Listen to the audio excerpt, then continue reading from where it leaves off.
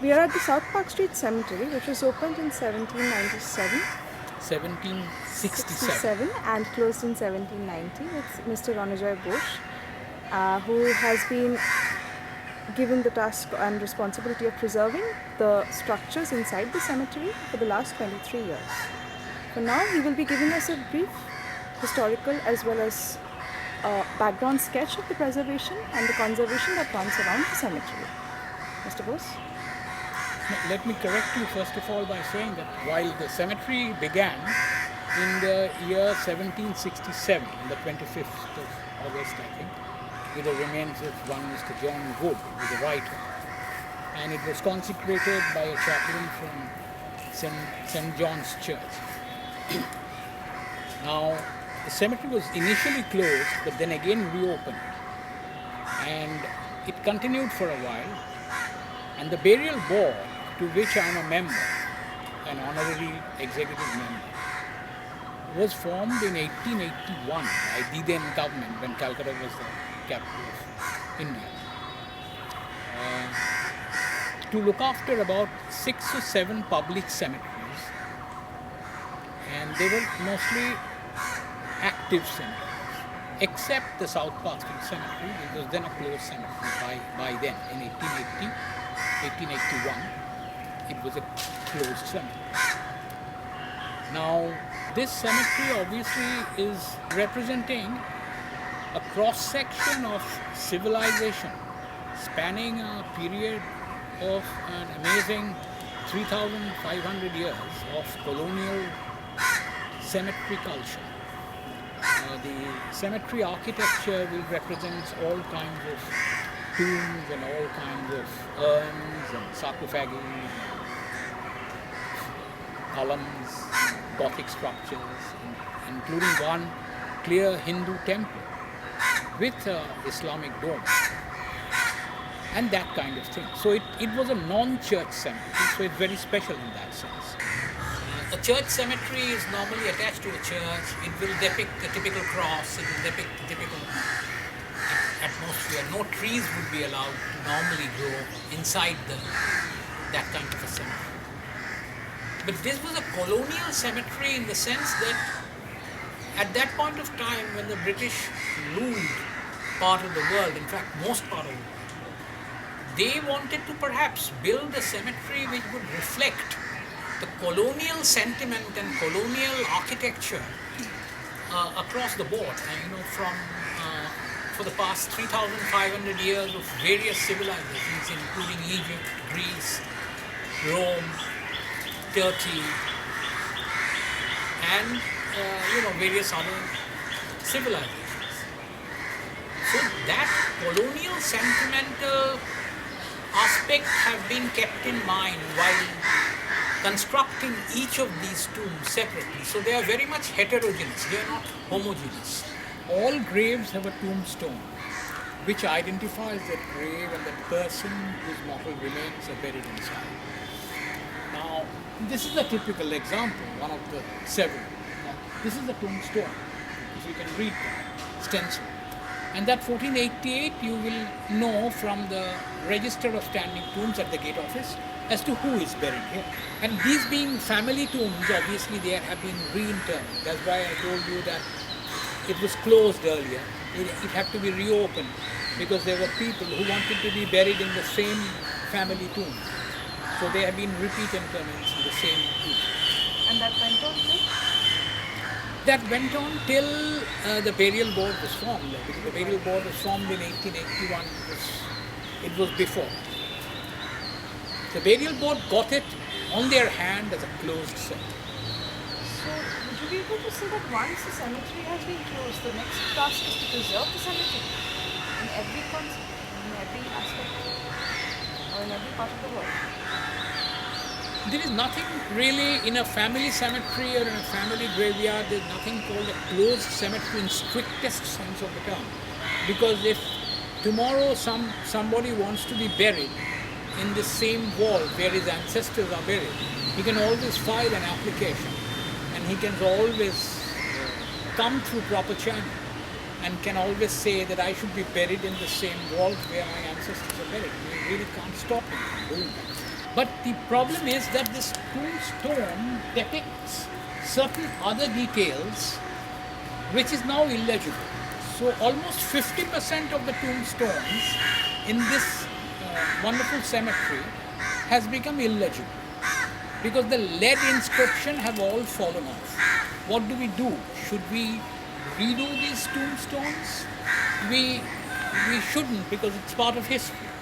So we want that we have to ask for a replica or a replication, not identically but at least telegraphically.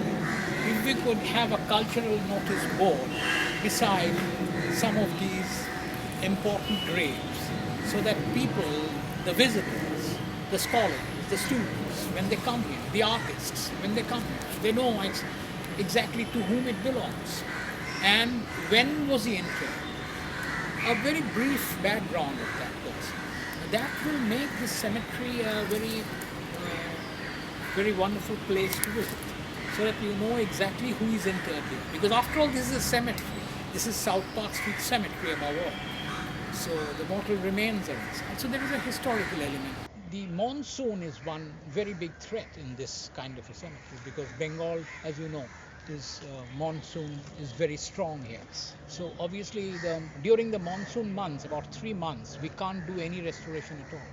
The moss and everything which envelopes a tomb, all the tombs in fact, can't be scrubbed off.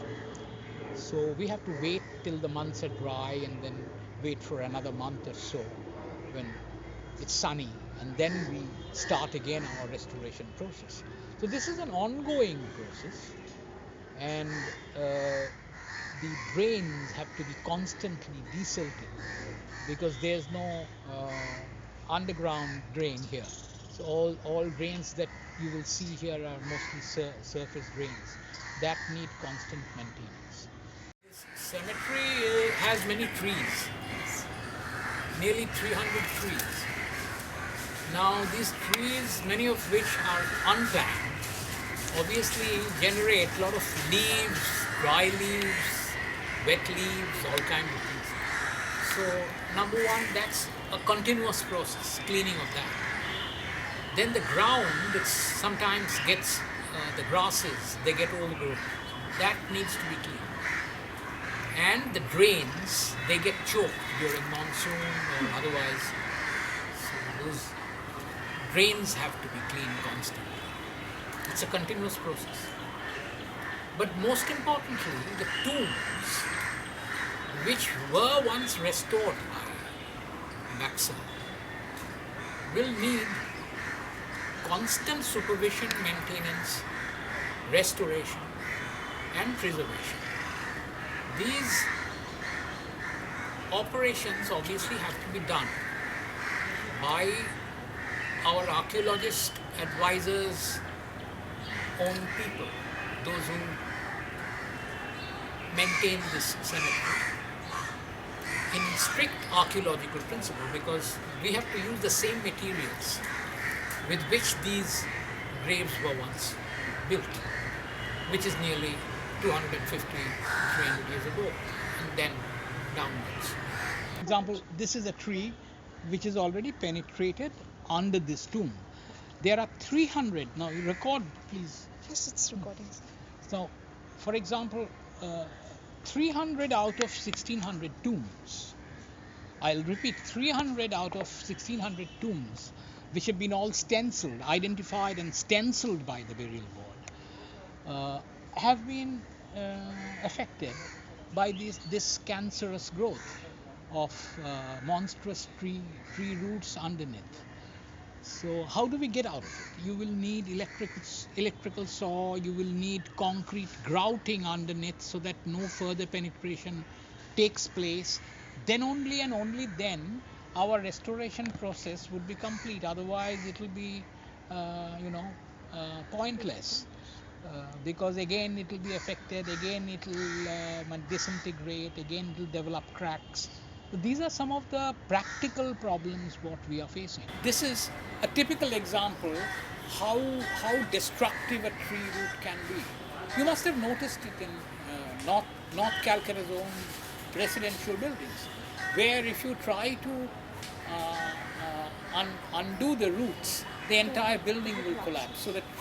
So the roots, in a sense, are holding these, but then they are not depicting any colonial sentiment. So they are not having any, the mortal remains underneath. It's not a cemetery with religious sentiment.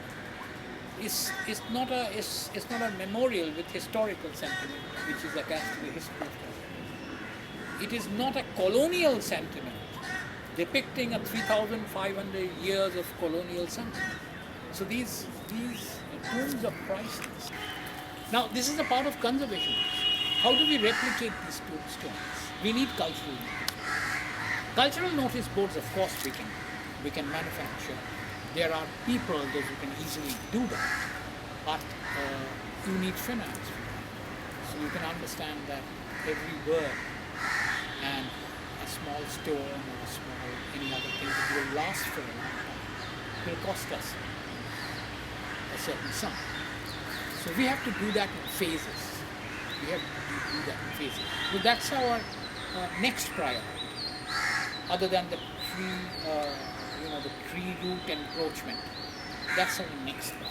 Once we do these two major, once we face the challenge of these two major problems, then South Park Street Cemetery can indeed be a wonderful place to be.